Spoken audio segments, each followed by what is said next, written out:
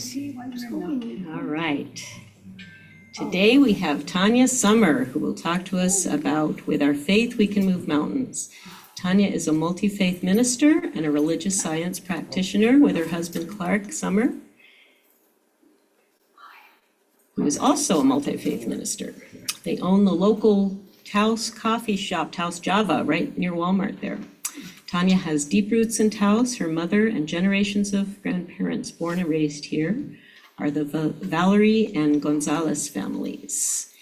And we are thrilled to have her speak for the first time to us and to be doing the peace prayers on Wednesday. Thank you. Welcome, Tanya.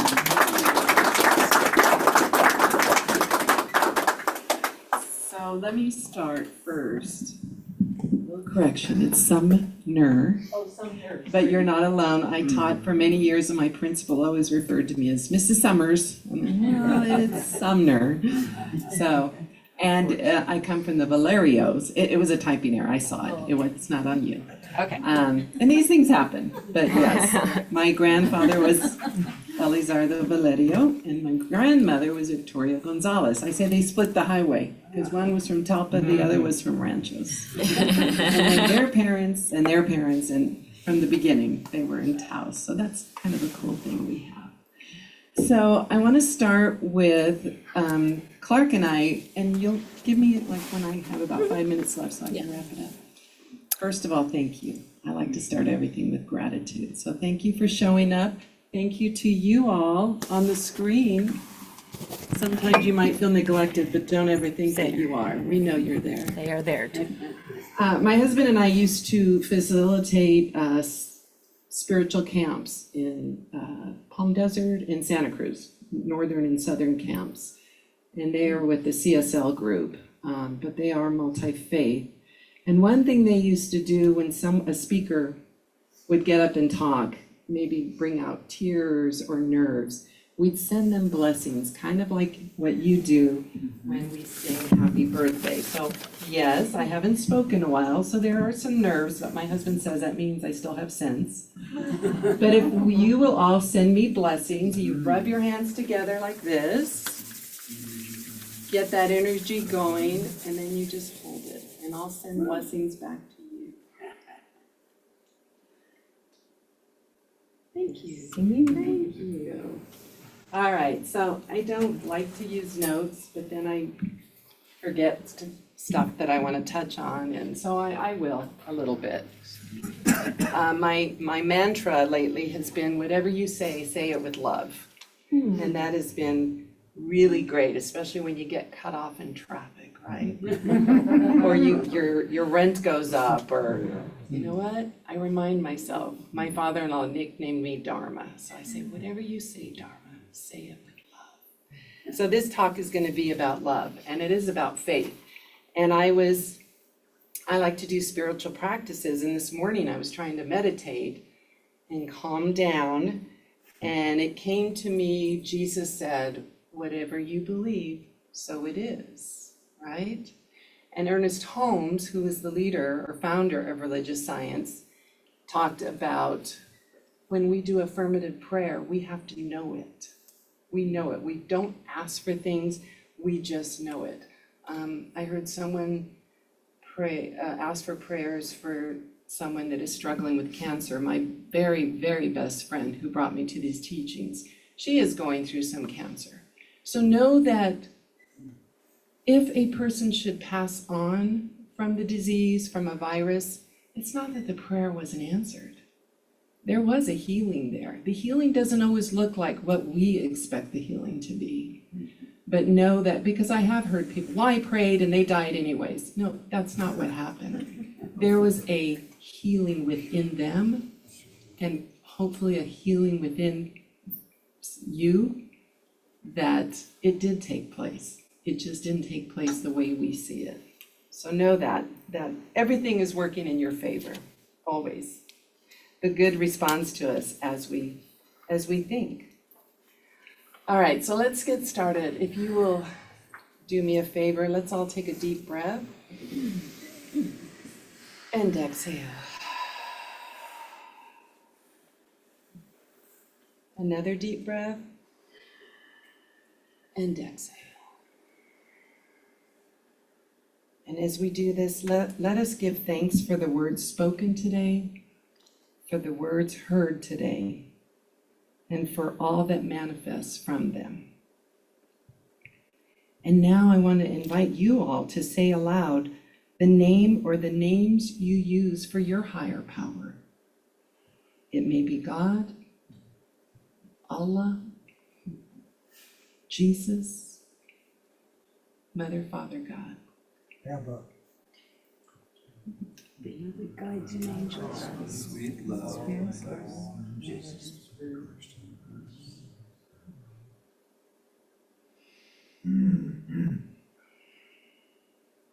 So we know that whatever you choose to have faith in is perfect and right for you. Whether you call it Allah, Atman, Brahman, Buddha, divine, eternity, Muhammad, the presence, universal source, universal love, great spirit, or otherwise, we honor that. For it is the invisible presence, the thing itself common to all, in and through all things, and its nature is love. Deep breath. Exhale. And so it is, amen. So that was my way of affirming the perfect talk. May these words be heard, may they come out as the universal presence decides, and may we all manifest from them. So I'm going to give you a quick snapshot of my beginnings and try not to go into too much details. I was raised in an evangelical church. A little bit of Methodist, a little bit of Presbyterian, but mostly evangelical. I enjoyed it, especially the Sunday school, and they served cookies and Kool-Aid. That's the only reason I enjoyed it, but we had to go. But I have to say, I always had questions. I could not wrap my head around sin. And whenever I would ask, and there were two older women that ran the Sunday school, and they called them sisters, I would say, but how can an innocent baby be born into sin? They're condemned. What if they die at birth? I mean, I had all these crazy questions in their eyes. And then I would always be told, shh, we don't question.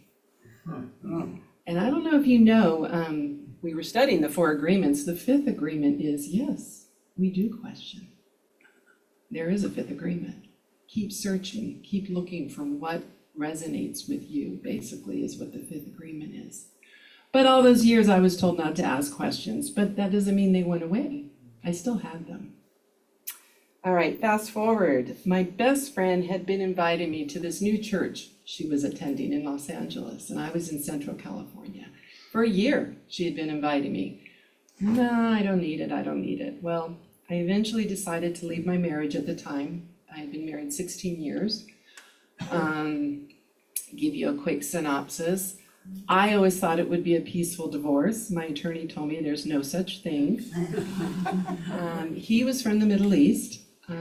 And during that divorce, he wanted to take our 3 children back to the Middle East. It was Jordan. And I had been there, and it's a beautiful country, beautiful people. My daughter was 3, my second son was 4, and my oldest was 16. So I didn't want them to go, but I was struggling because I was leaving a so-called wealthy marriage financially. I hadn't worked outside the house in 16 years. I didn't know how I was going to take care of my children. And my attorney said, let them go, we'll draw up a contract, and he can return them in 3 months. And I want my kids to know their family on that side. So we did this. So 3 months come and go. They left on my daughter's 3rd birthday. It was the hardest thing to say goodbye to them. 3 months come, it's Christmas, and I kept in touch with them every day. Some days his family would say they weren't there, but I could hear my daughter in the background. But it was 3 months later, and I was expecting them. Well, he dropped the bombshell. He was not going to return them, and that I would never see them again. Whew. So I made a trip back to Jordan, and I did everything in my power, and there is a lot of details I'm not going to go into, but I was eventually arrested in the Middle East, so I do have a past. That's a great conversation piece. Yes, I have been arrested. And And the police sergeant was very concerned, caring, and he said the law states that they belong with you to a certain age, yet the Islamic law states that the father has the final word. So I had to leave them there. And I was living here at the time. It was about 28 years ago. Yeah, and they did a newspaper article. So if any of this sounds familiar, Taos News had this in the paper about 28 years ago.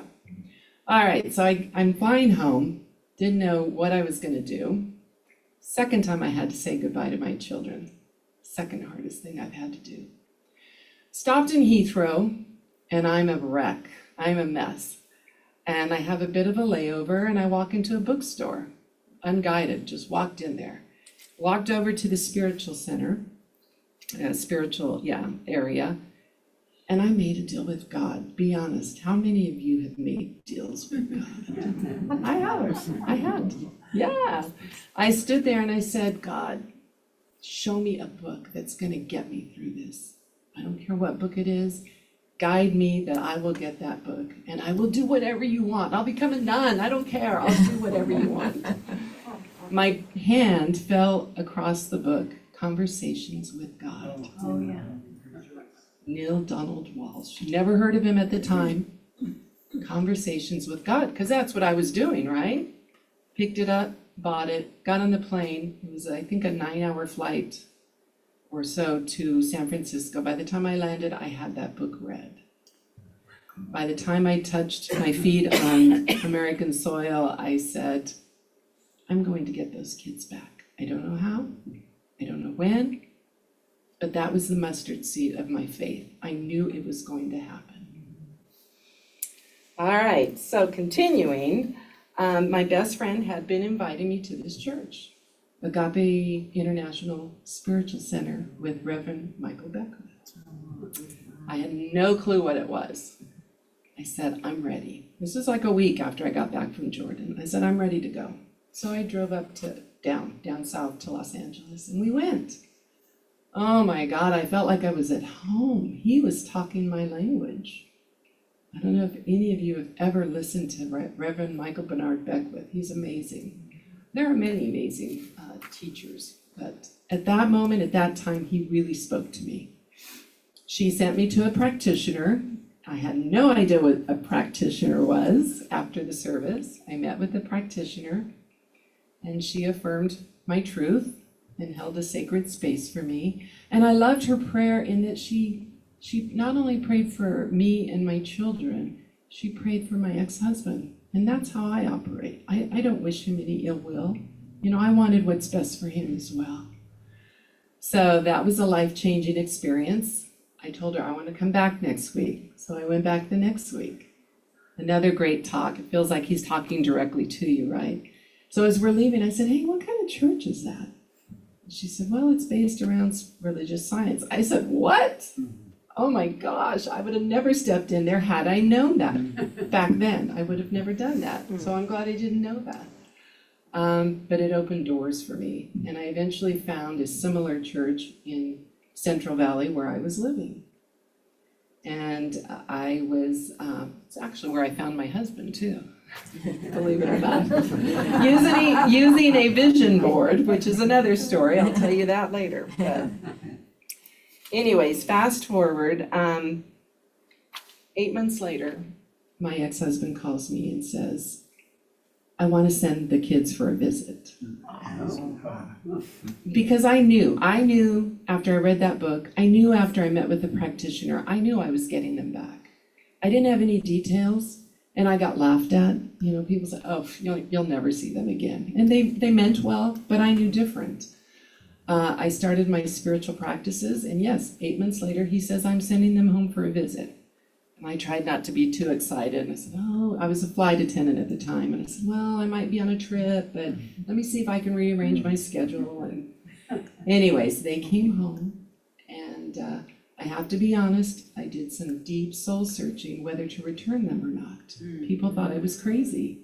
But back there they had nannies. My ex worked for the King of Jordan and comes from a very influential family. And I was on social welfare, basically, struggling with 2 jobs, trying to get through college. So I wasn't sure if I was fit to be a mom to them. But the answer came to be yes, they need to be with you. So I kept them. And I ended up getting to raise them on my own. I never cut off connections with their father, should he choose. But then when it got to be negative towards me, I let the children decide. You let me know when you want to reach out to him. So there was always an open door there. And to fast forward, at 18, I let them go back because they do need to know that part of their family. And for my sons, it was a great experience. For my daughter, not so great. But that's okay. She at least got to experience her family who she loves and adores. So that had a happy ending. But again, it was all rooted in faith. Once going to this church, I decided I wanted to be a practitioner. So I went through the teachings and I became a practitioner. Some of you may not be really familiar with what a practitioner is. It's someone who holds sacred space for you, prays about your truth. We don't pray for you. We pray about you because you are perfect as is. I'm perfect as is. Sometimes we just get out of alignment. You never lose your spirituality. You never lose your perfection. Sometimes you just need a little guidance getting back into alignment. You never need to add anything to yourself. You just need to unfold, need to uncover. You already are an expression of a unique expression of unlimited potential. Like I said, you don't lose things spiritually, you lose things mentally. All emerges from the eternal and the infinite. You let go of what no longer serves you. So once I became a practitioner, I was pushed into becoming a minister, but I wasn't ready. Anyone can become a minister, right? You can take classes, you can study, you can take a test, you get a certificate. But to me, I wanted more. I knew I had a lot of inner work to do before I could really be a good minister. I still have a lot of inner work to do, but I got through what I needed to get through then, and I went on to become a religious science multi-faith minister. Okay, so faith. Ernest Holmes wrote, "Faith is the substance of things hoped for, the evidence of things not seen." We draw inspiration from the parable of the mustard seed, right? Pretty much everyone knows about that in Matthew and Luke. It speaks of a mustard seed, which is very small, yet when it's planted and grows, it becomes a very large plant. So just as the mustard seed can grow into something great, so too can our thoughts and beliefs manifest into great things, or even most anything in our lives. What does that mean? That means even your negative thoughts can grow. So I like the saying, be very careful what you wish for, because the universe is always going to say yes. For instance, Sigrid, my dear friend over here, she told me, what did you say? I'm half deaf. And I said, no, you're half hearing. Yeah. Right? It's like your glass may not be full, but it's half full. It's not half empty. And all it takes is just a switch in thinking. I'm so grateful that I can hear you. Oh, I'm so grateful you're here, and I'm grateful for you. That's beautiful. Thank you. Thank you for her half hearing. Yeah. Another reference can be found in Matthew 9:29, where Jesus says, "According to your faith, be it unto you." This verse suggests that our faith or belief in something has the power to shape our reality. Isn't that the truth? Our faith or belief in something has the power to shape our reality. So let's say that. Repeat after me. Our faith or belief in something has the power to shape our reality. So it is. So these references highlight the idea that our thoughts shape our reality. You're not half deaf, you're half hearing, right? Our beliefs have power to shape our reality, and even small thoughts can manifest into great things. With our faith, we can move mountains, because life is meant to be magnificent, not struggling. I'm not saying it's easy. Life can be challenging. It wasn't meant to be easy, but it's our challenges that make us stronger. Once I went through that whole situation with my children, since that day, and that's been over 25 years, 23, I know there's nothing I can't handle. Sometimes I even get a little challenge and say, come on, universe, throw it to me. I can handle this. But it's true. Think about your darkest tunnel that you've been in, and you've come out of it. There's nothing you can't get through, because the universe is always working in your favor. It may not look like it sometimes on the outside, but it is. So whenever we raise our frequency, the universal presence matches that frequency, regardless of what the outside circumstances appear like. I may not have liked that experience in Jordan, but I knew through faith that I was bigger than it, and that a power greater than me was working through me, as me, is me. It is that experience that affirmed to me there was nothing I couldn't handle. Everything vibrates with the field, and the highest vibration always wins. When you raise your vibration, you will begin to change the world around you. And in this day and age, that's so important to remember. When you raise your vibration, you will begin to change the world around you. And that's true. We've even had people say to my husband and to me, "You're always so cheerful. Why?" Yeah. So it is. Thank you. That's wonderful. That's not to mean we don't have dark days. Trust me, we have dark days. But it's nice to know that they're not going to live there. They're going to pass on through. And it's those dark days that flex our spiritual muscles, right? It's our gymnasium for spirituality. Even if you have the tiniest suspicion that something is working for your highest good, that the universe just might possibly be conspiring for your magnificence, that is enough to have it be revealed to you. As we move through our day, we're given many opportunities to choose between fear or faith. What is it you're going to choose? Instead of running from something scary in your life, it's easier to learn not to be scared of it. How do you do that? Let it stay a while. Pull up a chair, pour it some tea, right? Get comfortable with that fear as much as you can. Let it serve its purpose, because everything that happens serves a purpose. Just don't let it plant its roots there. Send it on its way. Give thanks for it. Always be grateful for it. Know that everything is unfolding exactly as it should. Yes? Yes. Yeah. Yes. See how quick I am with that. I know, I'm saying loud. That's pretty good, because he told me he was going to throw peanuts from the gallery, so I appreciate the yes. Heckler. Oh, believe me, I'm, He's on his best behavior. yes, thank you.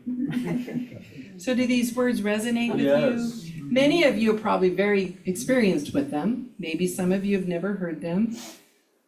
But I know they will go with you, and you will manifest great things this week for the world, for yourself, for the town, for the state, for the countries.